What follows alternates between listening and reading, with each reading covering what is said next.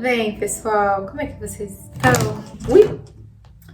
Gente, eu ia derrubar aqui o celular, mas não derrubei. Que bom, né? O tema do vídeo de hoje, ele surgiu de uma necessidade que eu senti de ajudar uma amiga minha muito querida, muito especial, presente de Deus na minha vida, a Marletinha. Um dia eu estava almoçando com ela e ela me relatou, e também para as outras pessoas da mesa que ali estavam conosco, a preocupação dela, né, a respeito dela não gostar de ler.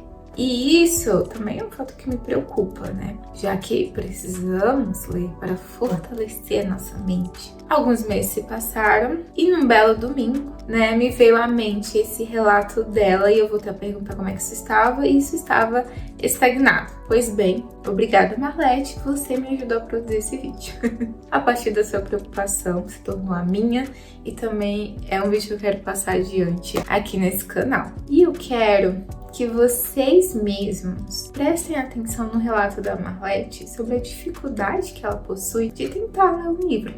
Então, a minha dificuldade é assim, eu começo a ler, né, o livro, e daí me dá muito sono nesse momento, né, sempre vem muito sono, e aí eu não consigo. E também acho que a falta minha de concentração, porque eu acho que eu fui uma criança hiperativa e não fui tratada, entendeu?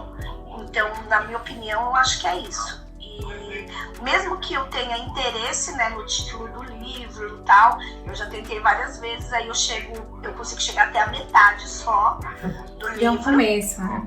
E aí, normalmente, é com muito sacrifício. Tipo assim, ler uma página, daí dorme sem sono, aí lê outra página, eu sempre com muito sacrifício. Então, eu tenho um livro aqui, por exemplo, que eu já tentei várias vezes, a história é ótima e tal, mas eu não consegui terminar. Então, assim, seria esse. Mas eu acho que, no meu caso, eu tenho esse probleminha de ter sido hiperativa e não ter tratado disso, né? Porque naquela época não era falado sobre isso, né? Então, falado com lógico. E também a gente não tinha condições financeiras de questões assim. Então, eu acho que era outra situação. Então, eu acho que envolve muito isso, no meu caso, né? Mas eu sempre tive muita dificuldade disso, muita, de concentração para leitura. Para mim é muito, muito difícil, bem difícil mesmo.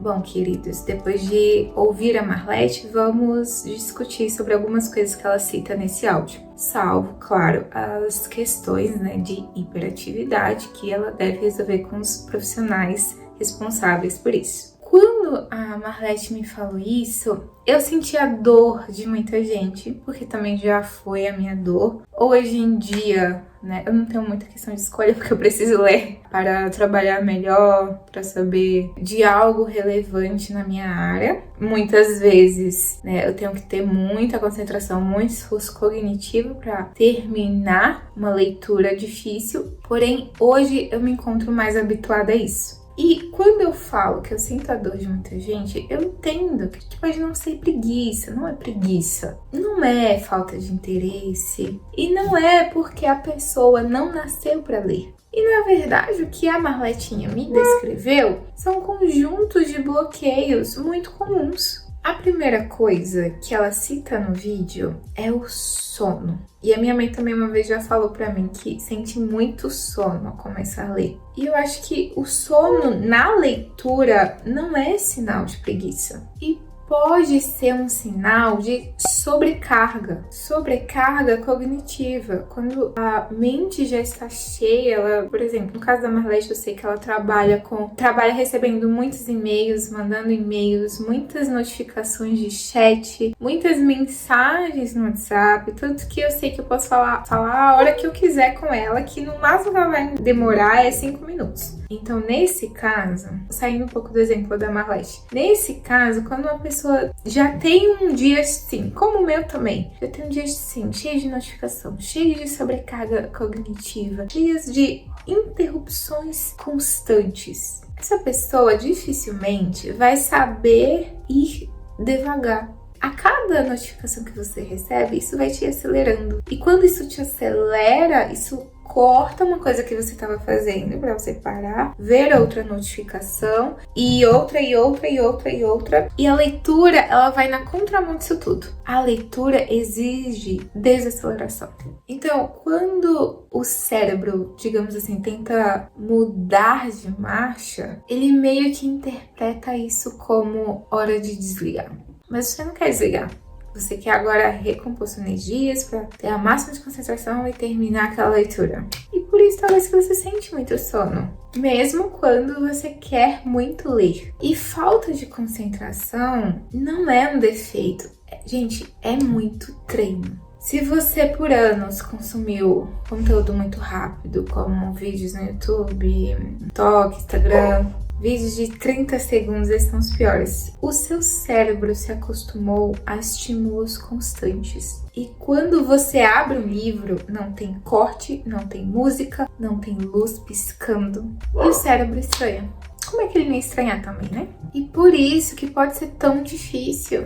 Mas o cérebro, como eu já falei em outros vídeos, é como um músculo e ele precisa de treino constante. Uma coisa também é que a gente não pode transformar a leitura num super, mega, hiper desafio se você não é acostumado a fazer. Eu vejo até que muita gente tenta ler um livro como se ela estivesse sempre atrasada. Como se eu pegar o primeiro livro para ler ele todo, você tivesse que começar devorando páginas. Hoje eu vou ler 50 páginas no dia. Tá, ok, hoje você leu 50, hoje você se animou, mas eu quero saber como é que vai estar essa meta daqui a 3 dias. Porque daqui a 3 dias também vai ser importante ler. De nada adianta você começar bem uma coisa se você não for capaz de terminá-la muito bem. E tentar fazer isso, dar grandes passos, maior do que você consegue suportar, isso transforma uma atividade que é profunda em algo super cansativo, que você não vai aguentar, possivelmente. A leitura, ela precisa de uma rotina,